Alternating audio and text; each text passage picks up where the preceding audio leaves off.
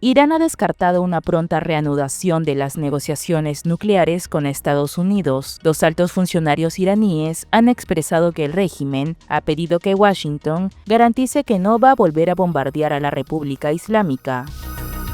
Estados Unidos ha pausado algunos envíos de armas a Ucrania, incluidos misiles de defensa aérea, luego de una revisión del gasto militar y el apoyo estadounidense a países extranjeros. El presidente ucraniano Volodymyr Zelensky pidió a Washington que no detengan la lucha contra el gobierno de Putin.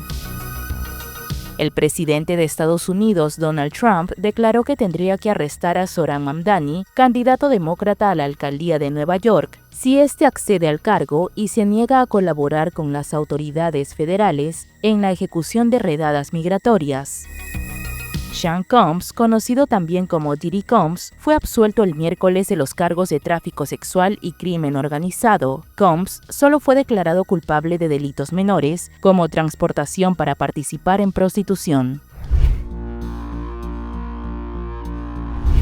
Irán ha descartado una pronta reanudación de las negociaciones nucleares con Estados Unidos tras la guerra de los 12 días con Israel, tal como está exigiendo el presidente Donald Trump. Dos altos funcionarios iraníes han dejado en claro cuál es su exigencia para sentarse en la mesa de negociaciones, que Washington garantice que no va a volver a bombardear la República Islámica. El lunes, durante una entrevista con la BBC, el vicepresidente de Asuntos Exteriores, Majid Takht Ravanchi, aseguró que el gobierno de Trump comunicó a Irán a través de mediadores que desea volver a las negociaciones, pero no ha dejado clara su postura sobre la posibilidad de nuevos ataques mientras se realicen las conversaciones. Como se sabe, luego de haberse pactado un alto al fuego total entre Irán e Israel, el 25 de junio, Trump anunció que Estados Unidos e Irán se reunirán la próxima semana para discutir un posible acuerdo nuclear. 2 días después, el presidente estadounidense advirtió que su país se reservaría la opción de atacar nuevamente a Irán si la inteligencia sugiere que el programa nuclear iraní es capaz de enriquecer uranio a niveles preocupantes. Además, los medios occidentales han informado que la exigencia de Trump de un enriquecimiento cero de uranio sigue siendo innegociable, pero en la entrevista con la BBC, Takht Ravanchi afirmó que Irán insistirá en el derecho de enriquecer uranio con fines pacíficos y rechazó las acusaciones de que Teherán está avanzando en secreto hacia el desarrollo de una bomba nuclear. Según los expertos del Organismo Internacional de Energía Atómica y otras fuentes especializadas, si Irán decidía romper todos los límites y acelerar al máximo su programa, pudo enriquecer uranio del 60% hasta el 90% en un plazo de entre 1 semana y 3 semanas, usando sus centrífugas más avanzadas. Una vez con el uranio enriquecido al 90%, fabricar una bomba nuclear básica puede tomarle a Irán de 3 a 6 meses. Luego, miniaturizar esa bomba para montarla en un misil balístico puede durar de 1 a 2 años. El presidente de Irán, Masoud Pezeshkian, ordenó oficialmente la suspensión de la cooperación con el Organismo Internacional de Energía Atómica tras promulgar una ley previamente aprobada por el Parlamento iraní en respuesta al conflicto con Israel y a los recientes ataques a instalaciones nucleares dentro del país. La medida marca un punto crítico en la relación entre Teherán y los organismos internacionales encargados de supervisar su programa nuclear. La televisión estatal iraní informó este miércoles que su presidente promulgó la ley que suspende la cooperación con el Organismo Internacional de Energía Atómica en referencia a la legislación aprobada por el Parlamento el mes pasado, tras la escalada bélica con Israel. La decisión también fue revisada y validada por el Consejo de Guardianes, el órgano constitucional que fiscaliza las leyes aprobadas en la Asamblea. Hasta el momento, el Organismo Internacional de Energía Atómica Atómica con sede en Viena no ha emitido una reacción oficial a la medida iraní. La agencia es el organismo de Naciones Unidas encargado de monitorear los programas nucleares de los Estados miembros para garantizar su uso pacífico. Desde el acuerdo nuclear del 2015, el organismo ha sido clave en las inspecciones sobre el desarrollo atómico iraní, que incluye el acceso a instalaciones, cámaras de vigilancia, revisiones periódicas y controles sobre enriquecimiento de uranio. El Organismo Internacional de Energía Atómica y varias agencias occidentales sostienen que el país mantuvo un programa estructurado para el desarrollo de armas nucleares hasta al menos 2003, aunque no se ha confirmado que ese plan haya sido reactivado oficialmente.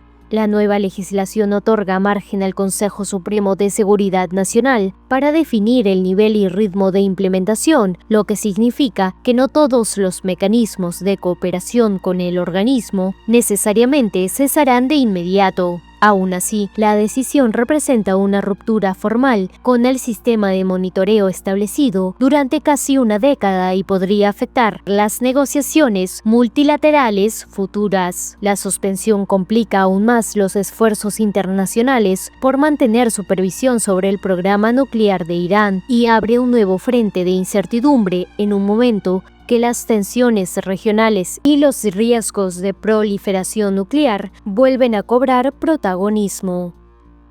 El presidente de Estados Unidos, Donald Trump, prometió el martes ser muy firme para lograr un alto al fuego en Gaza. El estadounidense se reunirá en la Casa Blanca el lunes 7 de julio con el primer ministro israelí, Benjamin Netanyahu. Muy firme, pero él también lo quiere. Viene aquí la semana que viene. Él también quiere acabar con esto. La rápida resolución de la guerra de 12 días entre Israel e Irán reavivó las esperanzas de un cese de la guerra en la Franja de Gaza, donde las fuerzas israelíes combaten al grupo islamista palestino Hamás. Trump afirmó que Netanyahu también quiere una tregua en Gaza. Bueno, él quiere, y creo que lo conseguiremos. Creo que llegaremos a un acuerdo la semana que viene, eso es lo que pienso. Trump ha instado previamente a Israel a llegar a un acuerdo en Gaza, pero el gobierno de Netanyahu ha continuado su ofensiva en el territorio palestino. El republicano pidió en su red Truth Social que Hamás dé el visto bueno a una propuesta final de alto al fuego en la Franja de Gaza, que le será presentada próximamente, y advirtió que de lo contrario la situación solo empeorará. Ello tras asegurar que Israel ha aceptado ultimar sus términos. Los más de 20 meses de enfrentamientos han provocado una grave crisis humanitaria en el enclave palestino. Una nueva evaluación de inteligencia de funcionarios de Ucrania ha revelado que Corea del Norte se prepara para triplicar el número de sus tropas que luchan por Rusia en los frentes en Ucrania, enviando entre 25.000 y 30.000 soldados adicionales para ayudar a Moscú. Según se reporta, los soldados podrían llegar a Rusia en los próximos meses, sumándose a los 11.000 enviados en noviembre que ayudaron a repeler la incursión ucraniana en la región rusa de Kursk. Alrededor de 4.000 de esos soldados norcoreanos murieron o resultaron heridos en el despliegue, según funcionarios occidentales. Sin embargo, la cooperación de Pyongyang con Moscú ha crecido desde entonces. La evaluación ucraniana vista por CNN afirma que el Ministerio de Defensa de Rusia es capaz de proporcionar el equipo, las armas y la munición necesarios con el objetivo de una mayor integración en las unidades de combate rusas. El documento añade que existe una gran posibilidad de que las tropas norcoreanas combatan en partes de la Ucrania ocupada por Rusia para reforzar el contingente ruso, incluso durante las operaciones ofensivas a gran escala. La evaluación de la Agencia de Inteligencia de Defensa de Ucrania también dice que hay señales de que los aviones militares rusos están siendo reacondicionados para transportar personal, lo que refleja la enorme tarea de trasladar decenas de miles de tropas extranjeras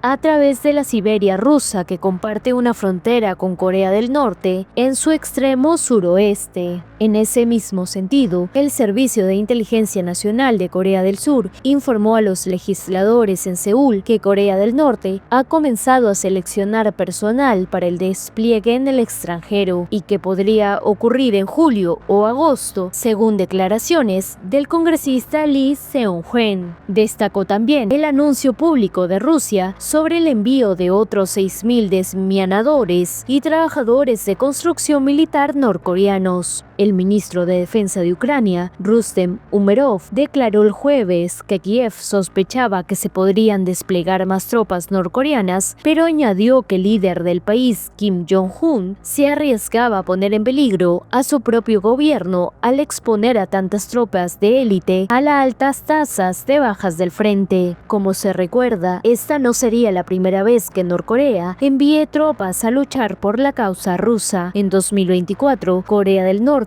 envió en secreto 11.000 tropas a Rusia, algo posteriormente confirmado por Putin. Según información de CNN, un alto funcionario de la administración Trump ha revelado que Estados Unidos ha pausado algunos envíos de armas a Ucrania, incluido misiles de defensa aérea, luego de una revisión del gasto militar y el apoyo estadounidense a países extranjeros. El secretario de Defensa Pete Hegseth autorizó la revisión que, según señaló el funcionario, llevaba meses en marcha. La decisión de detener algunas transferencias de armas a Ucrania se produce después de que el presidente Volodymyr Zelensky suplicara a los aliados occidentales que reforzaran sus defensas aéreas tras la intensificación de los ataques aéreos rusos. La subsecretaria de prensa de la Casa Blanca, Anna Kelly, dijo que la decisión se tomó para poner los intereses de Estados Unidos en primer lugar. Estados Unidos ha sido el mayor donante de ayuda militar a Ucrania desde que Rusia lanzó su invasión a gran escala en 2022, suministrando a Ucrania sistemas de defensa aérea, drones, lanzacohetes, radares, tanques y armas antiblindajes, lo que ha generado preocupación por la disminución de las reservas estadounidenses. Pero el equilibrio de la ayuda a Ucrania ha cambiado significativamente desde que Trump regresó al poder, lo que pone en duda el futuro del apoyo estadounidense a Kiev. Entre las armas afectadas se encuentran misiles de defensa aérea y municiones de precisión, de acuerdo a la agencia de noticias Reuters. Funcionarios de Estados Unidos informaron a medios locales que la pausa afectó las entregas de misiles de defensa aérea Patriot, municiones de artillería de precisión y otros sistemas de misiles utilizados por Ucrania. La decisión llega en un momento difícil para Ucrania, que afirmó haber sufrido su mayor ataque aéreo desde el inicio de la invasión rusa a gran escala el fin de semana, con más de 500 drones y misiles balísticos y de crucero. El Ministerio de Defensa de Ucrania declaró el miércoles que no ha sido notificado oficialmente de ningún cambio en los envíos de armas estadounidenses y que está intentando concertar una llamada telefónica con la administración Trump para comprender la situación. Ucrania no ha recibido ninguna notificación oficial sobre la suspensión o revisión de los plazos de entrega de la asistencia de defensa acordada, por lo que estamos procediendo con base en los datos reales y verificando los detalles de cada artículo de la entrega, declaró así el ministerio en un comunicado. Ucrania bombardeó una fábrica de armas rusa a más de 1.000 kilómetros de su frontera. Se trata de un nuevo ataque ucraniano contra objetivos lejanos de la frontera en territorio ruso que Kiev prometió intensificar en respuesta a los bombardeos rusos desde que Moscú lanzó su ofensiva a gran escala en Ucrania en febrero de 2022.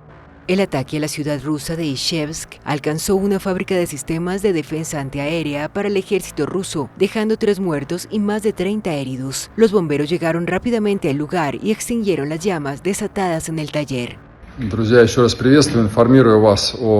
Permítame informarles sobre la situación actual relacionada con el ataque a una de nuestras plantas. En cuanto a los heridos, con gran pesar hay muertos y heridos de gravedad. Actualmente se les está proporcionando toda la ayuda necesaria en un hospital de la ciudad de Izhevsk. Izhevsk es conocida por albergar varias compañías del complejo militar industrial ruso, entre ellas una fábrica de drones de ataque. Por su parte, Rusia redobló sus bombardeos contra Ucrania en las últimas semanas, después de 2 rondas de negociaciones de paz entre las delegaciones de Kiev y Moscú en Estambul, que no dieron frutos. El número de drones de largo alcance lanzados por Rusia contra Ucrania aumentó un 36,8% en junio respecto al mes anterior, según un análisis de la AFP establecido el martes, un repunte que pone a prueba las defensas antiaéreas de Kiev. Según cifras del ejército ucraniano, Rusia envió más de 5.000 drones de ataque de largo alcance contra su territorio en junio, un máximo desde febrero de 2022. El presidente francés Emmanuel Macron instó el martes a su homólogo ruso Vladimir Putin a acordar un alto el fuego en Ucrania lo antes posible. En su primera conversación telefónica, de la que se tiene constancia desde 2022, indicó El Eliseo. En la conversación, que duró más de 2 horas, ambos acordaron intercambiar sus puntos de vista sobre Ucrania e Irán en el futuro. Macron resaltó el apoyo inquebrantable de Francia a la soberanía y la integridad territorial de Ucrania. También pidió el establecimiento, lo antes posible, de un alto el fuego y el inicio de negociaciones entre Ucrania y Rusia para una solución sólida y duradera del conflicto. Por su parte, el Kremlin, que confirmó la conversación, indicó que Putin responsabilizó a Occidente del conflicto, coincidió con el mandatario francés en que el acuerdo de paz debería ser a largo plazo y añadió que debe prever la eliminación de las causas profundas de la crisis ucraniana y basarse en las nuevas realidades territoriales. Sobre Irán, ambos decidieron coordinar esfuerzos y hablar próximamente para hacer un seguimiento conjunto de esa situación, y estuvieron de acuerdo en que el conflicto debe resolverse exclusivamente por medios diplomáticos. Macron subrayó la necesidad urgente de que Irán cumpla con sus obligaciones en virtud del Tratado de No Proliferación Nuclear, mientras que Putin defendió el derecho legítimo de Teherán a desarrollar un programa nuclear pacífico. Las conversaciones se produjeron después de que un alto el fuego pusiera fin la semana pasada a un conflicto de 12 días entre Irán e Israel. El presidente francés endureció en el último año su postura contra Rusia, afirmando que su expansionismo es una amenaza para toda Europa. En lo que borda una cruzada personal, el presidente de Estados Unidos, Donald Trump, declaró que tendría que arrestar a Zohran Mamdani, candidato demócrata a la alcaldía de Nueva York, si este accede al cargo y se niega a colaborar con las autoridades federales en la ejecución de redadas migratorias. Zohran Mamdani, quien en su discurso de nominación dijo que desafiará al ICE y no permitirá que arreste extranjeros delincuentes en la ciudad de Nueva York. ¿Cuál sería su mensaje al comunista? Bueno, entonces tendremos que arrestarlo. Mire, no necesitamos un comunista en este país, pero sí lo tenemos. Lo vigilaré con mucho cuidado en nombre de la nación.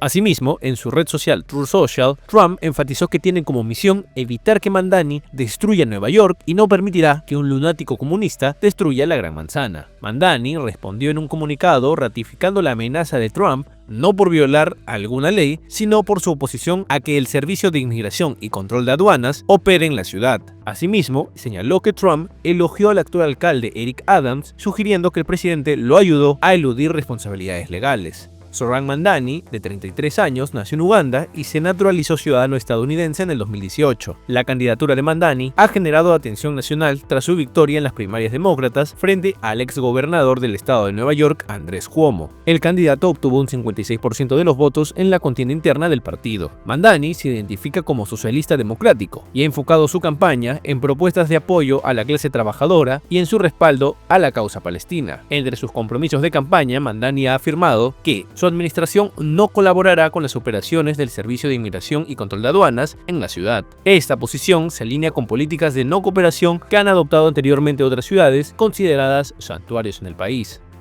Esta noche hicimos historia. En palabras de Nelson Mandela, siempre parece imposible hasta que se hace. Amigos, lo hemos logrado. Seré su candidato demócrata a la alcaldía de Nueva York. Y es donde el alcalde usará su poder para rechazar el fascismo de Donald Trump, para impedir que los agentes del ICE deporten masivamente a nuestros vecinos, y para gobernar nuestra ciudad como un modelo para el Partido Demócrata. La declaración de Trump marca una intensificación del discurso federal contra figuras políticas locales que han manifestado resistencia a la política migratoria del Ejecutivo, la campaña presidencial en curso y la creciente tensión en torno a la inmigración y la identidad política ha situado a Mamdani en el centro del debate nacional. En un giro de trama inesperado, el artista y polémico Sean Combs, conocido también como Diddy Combs, fue absuelto el miércoles de los cargos de tráfico sexual y crimen organizado. El triunfo judicial de Combs en los juzgados contempla la condena por el delito menor por transporte para ejercer la prostitución después de un juicio federal de 8 semanas.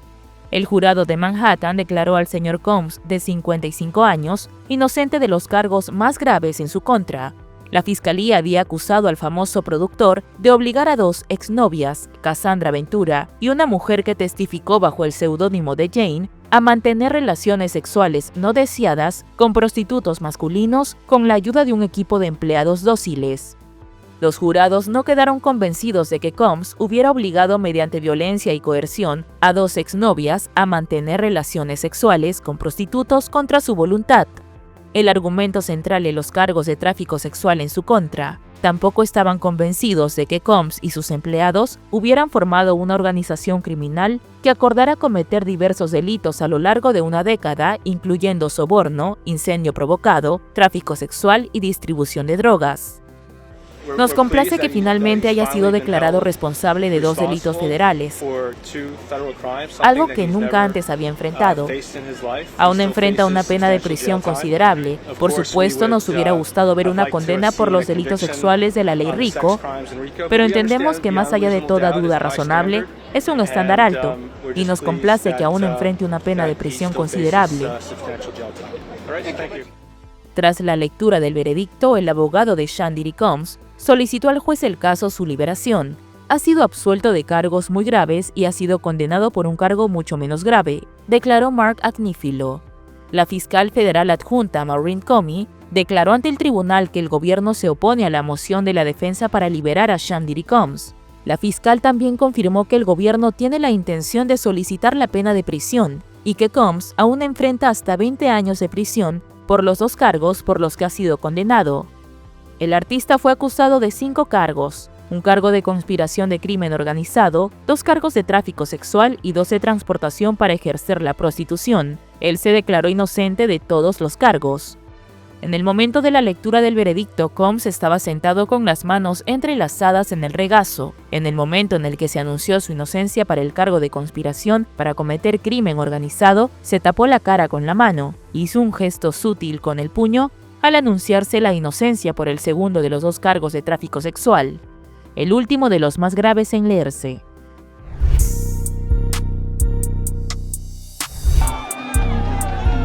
El expresidente de Brasil, Jair Bolsonaro, anunció la cancelación de todos sus compromisos de julio. En un breve comunicado firmado por el exmandatario y publicado por su hijo, el senador Flávio Bolsonaro, dijo que se sintió mal la noche del martes y debió ser atendido de urgencia.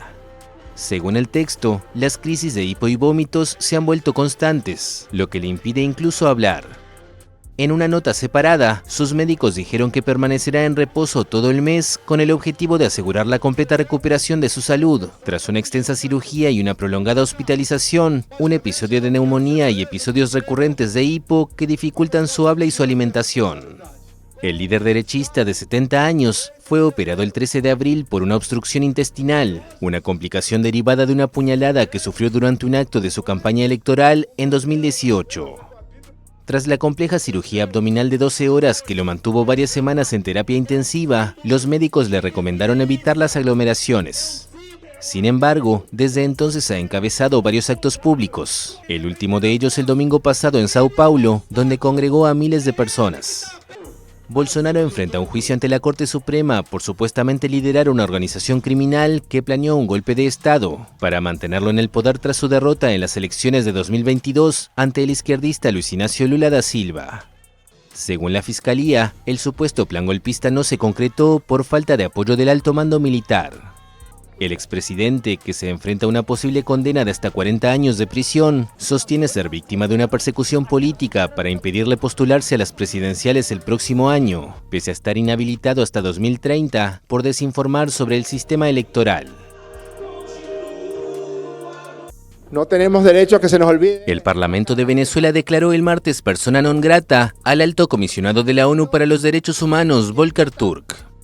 El presidente de la Asamblea Nacional, Jorge Rodríguez, condenó que la oficina encabezada por el austríaco no se pronunciara sobre los migrantes venezolanos enviados por Estados Unidos a una cárcel de máxima seguridad en El Salvador. Las autoridades denunciaron el lunes que 18 niños fueron separados de sus padres en Estados Unidos durante los procesos de deportación. Salgámonos de esa oficina de mierda. Declaremos persona no grata a Volker Turk. Vámonos a las calles junto a nuestro pueblo a exigir una y otra y 1000 veces: devuélvanos a nuestros 18 niños, son venezolanos y en Venezuela los queremos. La relación con esta oficina ha sido tumultuosa y sus representantes en el país ya fueron expulsados una vez en febrero del año pasado. La Fiscalía denunció como una agresión e injerencia el último reporte de Turk del 27 de junio, en el que denunció el arresto de dirigentes opositores, así como desapariciones forzadas y torturas y malos tratos a detenidos desde 2024. 252 venezolanos secuestrados. El Dalai Lama afirmó el miércoles que se designará un sucesor tras su muerte. En una declaración publicada con motivo de su 90 aniversario, el líder espiritual de la comunidad tibetana indicó que la responsabilidad recaerá exclusivamente en su oficina en India. De acuerdo con todas las peticiones de mis devotos y estudiantes sobre mi reencarnación, afirmo que la institución del Dalai Lama continuará.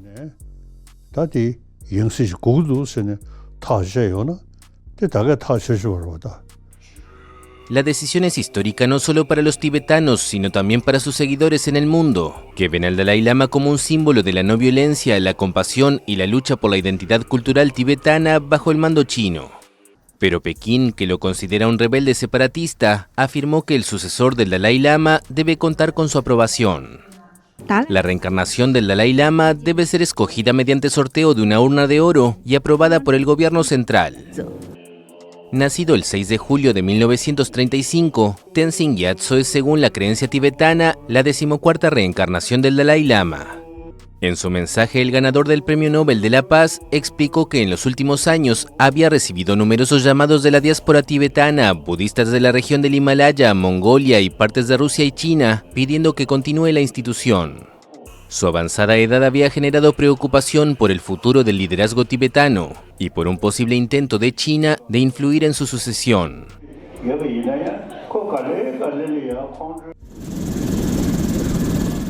Un incendio forestal provocó al menos 2 muertes en el noreste de España. Las autoridades debieron confinar a unas 14.000 personas por 2 focos declarados casi simultáneamente en la provincia de Lérida.